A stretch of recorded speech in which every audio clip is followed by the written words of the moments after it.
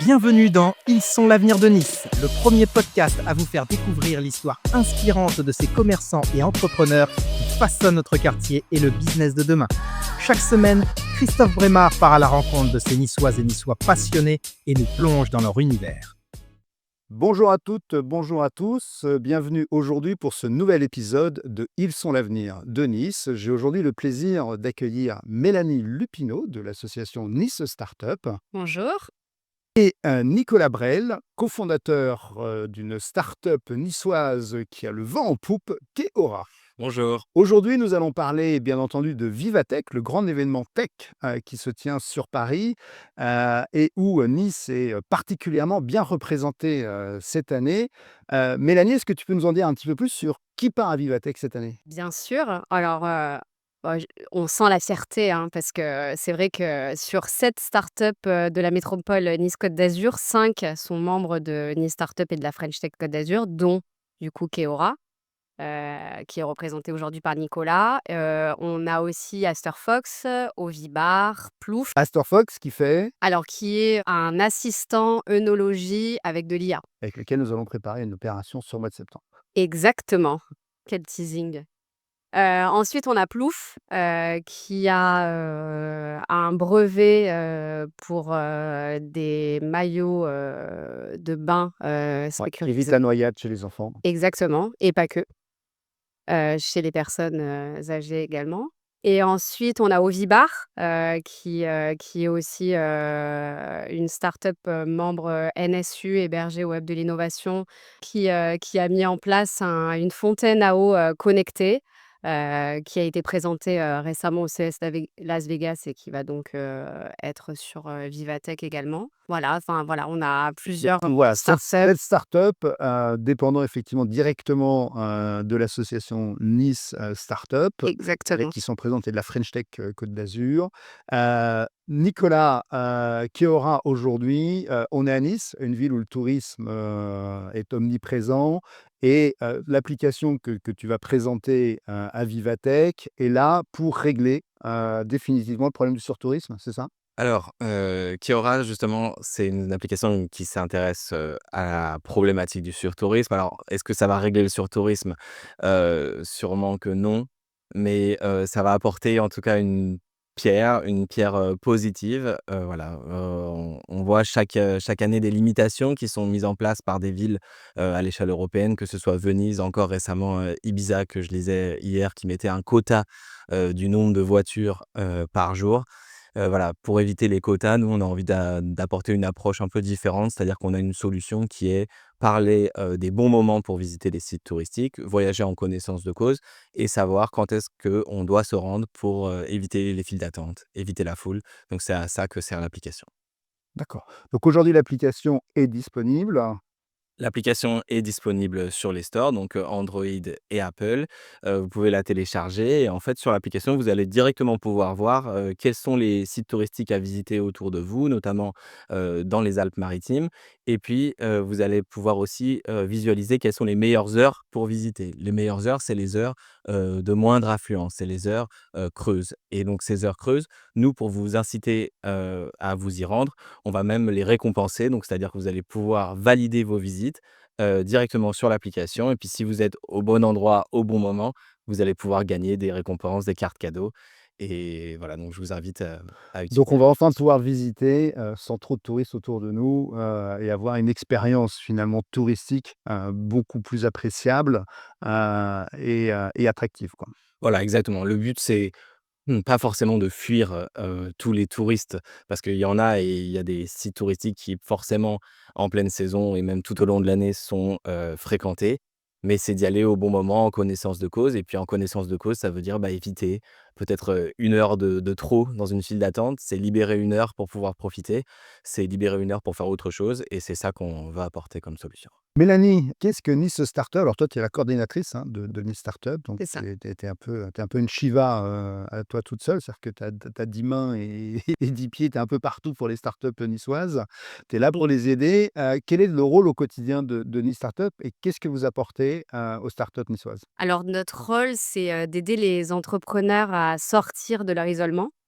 de pouvoir échanger entre pairs, de pouvoir, aller chercher du conseil, des contacts, et on a été créé en 2015, donc il y a 10 ans, en fait, cette année nos 10 ans, et on s'est développé depuis, on s'est structuré et on essaie d'accompagner, les startups, que ce soit sur des conseils en financement, mais aussi du mentorat.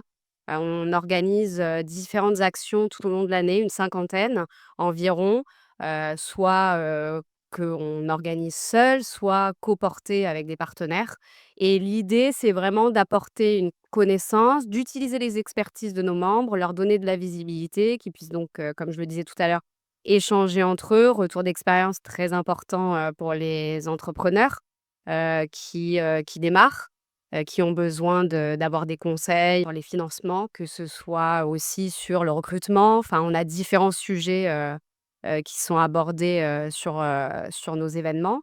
Et ce qu'on essaie d'apporter aussi, c'est, de faire de la veille pour eux sur tout ce qui est appel à candidature et cetera. Et on a pour cela, développé notre communication et on essaie, voilà, d'être disponible, que ce soit les membres du conseil d'administration qui sont quand même 11 autour de moi, à leur app voilà, à les aider. Donc une offre très, très riche, qui est proposée effectivement aux startups, une mise en réseau importante avec l'ensemble de l'écosystème, niçois et national et Oui. c'est d'ailleurs grâce notamment, à votre soutien, à votre présentation, que, derrière effectivement des startups comme Keora, peuvent être présentes à Vivatech, que d'autres peuvent se retrouver effectivement au CES de Las Vegas. Exactement. Nicolas, aujourd'hui, être à Vivatech, quand on est effectivement, une start-up, quand on est un entrepreneur, c'est vraiment le temple de la tech européenne. Comment est-ce qu'on vit effectivement, ce passage-là et cette étape-là? Bah, c'est une étape qui est forcément importante parce que c'est voilà le nerf de la guerre, c'est la visibilité auprès, donc que ce soit des acteurs, privés, mais aussi les acteurs publics, les collectivités qui sont présentes sur ce type d'événement. Et puis nous, on a la chance d'avoir un stand donc avec la région sud, à partir donc pour la journée du 14 juin qui sera la journée, grand public. Donc ça sera aussi l'occasion d'avoir, directement, un accès heu à énormément de visiteurs qui vont venir voir, qui, par curiosité, vont s'intéresser à notre solution. Qui vont pouvoir télécharger effectivement, en direct votre solution avec en Exact. plus, directement les conseils du cofondateur et des cofondateurs de Keora. Donc j'invite d'ailleurs nos auditeurs, télécharger, l'application Keora, avant, Vivatech, et avant l'ouverture de Vivatech, demain.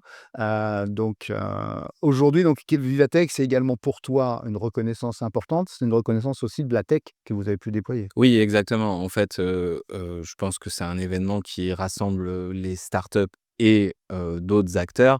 On entend de voir énormément de startups qui sont avec des technologies, que ce soit, des startups qui, sont surtout vers l'IA aujourd'hui, parce que c'est, voilà, la matière, qui se développe énormément, mais aussi avec des actions qui sont, fortes, avec de l'impact, pour la planète. Et voilà, donc nous, le fait de se positionner à la fois, avec une solution technologique, qui utilise l'IA notamment et qui a un impact fort, on pense on a toute notre place, à Vivatech. Ça, j'en suis intimement persuadé, ainsi que les 7 autres startups, de Nice Startup, parmi lesquelles on en a oublié d'autres, qui sont Equidaya, Legapass aussi, qui sont aujourd'hui des startups un peu montantes, aussi sur Oui, Nice. on l'a pas spécifié tout à l'heure, mais d'ailleurs sur le stand, de la région sud, il y aura également, Data Green, et on a, oui, d'autres startups, comme tu le disais, qui sont en plein développement, qui ont d'ailleurs levé des fonds grâce à leur présence sur les salons précédents ou d'autres salons. Et comme tu le disais, les Gapas Aquilaya qui seront, sur, les stands, de grands groupes comme La Poste ou la RATP. Parce que c'est ça aussi Vivatech, c'est, permettre, aux startups de pouvoir échanger avec des grands décideurs, des grands groupes, des collectivités, et on est vraiment fiers, de montrer que la Côte d'Azur, n'est pas juste voilà, un lieu de tourisme, même s'il en faut, mais ça devient, voilà, le lieu de la tech, de l'innovation, et on est vraiment fiers d'être représentés, par ces belles startups. Nice est effectivement aujourd'hui une belle terre d'innovation et notamment une terre d'IA aussi, très, très précisément. qui est la technologie que vous développez au travers de votre application Keora. Heu, Vivatech, c'est aussi une semaine où on va entendre parler que tech dans tous les médias. C'est-à-dire grosso modo, dès qu'on va allumer, la télé, la radio, on va entendre tech, tech, tech et vous allez être sur tout Vivatech va être sur l'ensemble des écrans et l'ensemble des radios. Néanmoins, c'est aussi l'occasion de se reposer et de revenir effectivement à des choses un petit peu plus basiques. On oppose souvent l'économie traditionnelle, avec l'économie technologique, l'économie des startups. Comment est-ce que vous, aujourd'hui, vous percevez ça? Je pense qu'aujourd'hui l'économie, des startups par rapport à l'économie traditionnelle, c'est ce rapport un peu plus, on a besoin de rapidité, en fait, on a besoin que les choses se passent beaucoup plus vite. On a, on va dire, de moins en moins de temps à accorder à un projet parce que, voilà, on peut pas se permettre d'essayer pour essayer. Il faut essayer parce qu'on veut aller dans cette direction-là et si on change, c'est parce que on veut changer de direction. Et je pense que c'est ça ce qui fait la grosse différence, c'est cette, rapidité d'exécution et qui fait que, bah, parfois même il y a quelques difficultés à, relier ces 2 mondes, entre un monde, qui prend plus le temps avec des process beaucoup plus longs, beaucoup plus lourds et finalement des acteurs qui ont besoin d'exister, dès aujourd'hui et qui ont besoin de réponses, immédiates. L'une des raisons qu'il y a un partenariat avec Nice Startup et l'association Nice Centre Rive Droite, c'est notamment ce pont, qu'il y a effectivement entre cette économie traditionnelle et l'économie, digitale, technologique, l'économie d'innovation, du monde des startups et ce pont aujourd'hui, c'est qu'en réalité, vous êtes des facilitateurs. Vous écrivez effectivement les startups écrivent le monde de demain. Les commerces sont le monde d'hier, mais sont aussi le monde de demain, mais le monde de demain ne se fera pas sans innovation, ne se fera pas sans digital. Ça, c'est aujourd'hui une certitude que l'on peut avoir et si je prends l'exemple de Keora, on est aussi sur un bel exemple sur le sujet. C'est-à-dire qu'en réalité, aujourd'hui, tu vas permettre d'accéder, peut-être à des commerces, à des musées, à des activités touristiques qui n'ont pas forcément le vent en poupe, qui sont effectivement sous-exploitées, parce qu'elles n'ont pas la visibilité nécessaire et tu vas pouvoir, grâce effectivement à ton application, leur donner une visibilité parce que ça va être des périodes plus calmes, et ça va permettre effectivement de diffuser cette zone de touristes, tous les touristes vers effectivement, d'étendre leur champ du possible et si on étend le champ du possible, ils vont moins se concentrer sur un seul et même endroit. Donc en réalité, les 2 sont aujourd'hui extrêmement importants et le digital, la technologie, l'innovation sont au cœur effectivement, du monde de demain et du commerce de demain. Nicolas, tu veux réinventer donc le tourisme, à travers de l'application, Keora, donc c'est une très, très belle ambition. Quels sont aujourd'hui les plus grands défis que tu rencontres avec Keora? Aujourd'hui, je pense que le plus grand défi, c'est justement de s'attaquer à dire, à une organisation, qui est l'organisation des sites touristiques, qui est quelque chose qui est très, comment dire? Opaque.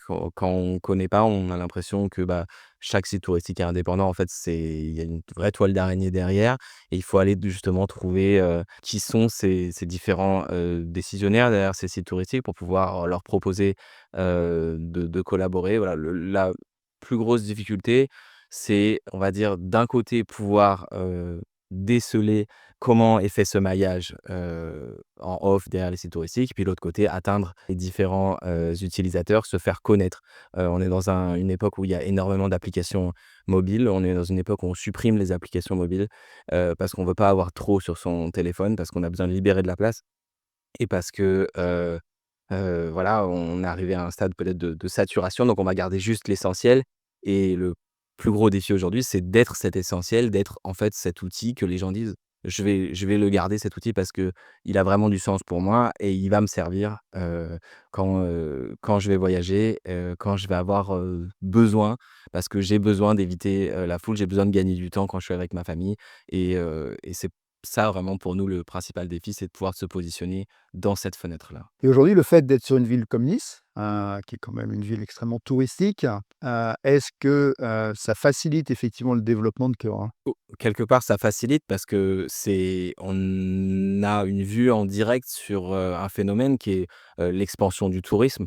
Faut savoir que, ces dernières années, bah, ça a été, 10 ans qui ont vu une augmentation de plus de 30 du chiffre, du tourisme mondial. On voyage plus, on visite plus et surtout, on visite tous les mêmes, choses aux mêmes heures Et ça s'explique, hein. Il y a comment dire? Des solutions, numériques qui viennent aussi des startups. Bon, même si c'est plus le cas, on peut peut-être pas appeler ça une startup aujourd'hui, mais des solutions comme Airbnb qui ont facilité l'accès au logement, des vols low cost avec des compagnies qui sont arrivées, qui proposent des accès à des destinations touristiques et puis les réseaux sociaux qui ont mis en lumière, des spots, qui ont mis en lumière des angles de vue pour prendre des photos et tout le monde veut cette photo-là et ça joue en défaveur totale, de l'expérience utilisateur, des sites touristiques eux-mêmes c'est pour ça qu'il y a un rôle important à avoir à ça et à Nice, on a vu, cette augmentation du tourisme, qui est une bonne nouvelle pour l'économie, mais on voit aussi où ça peut nous mener si derrière, il y a pas, voilà des décisions qui sont prises et cette décision, elle est pas Mmh. que à travers la sanction selon nous, elle est aussi à travers l'attitude de chacun parce que chacun a envie aussi de pouvoir se dire: «Bah, je voulais pas être cette personne qui a surchargé le lieu à ce moment-là, pourtant je le suis si j'avais pu l'éviter, ben, j'aurais été content de pouvoir le faire». Donc voilà, nous on veut proposer Donc cet outil. tu aides, à ce que les touristes soient plus responsables. Exactement, parce que je pense que énormément de gens ont envie d'avoir un comportement avec un impact plus positif et il leur manque parfois juste les clés pour le faire, donc on a envie d'apporter ces clés. Merci, Nicolas. Mélanie, tu, soutiens effectivement l'ensemble des startups et start-upeuses, niçoises. Tu les aides effectivement à valoriser, à construire, à se faire connaître. Quelle est ta plus belle expérience au sein de Nice Startup?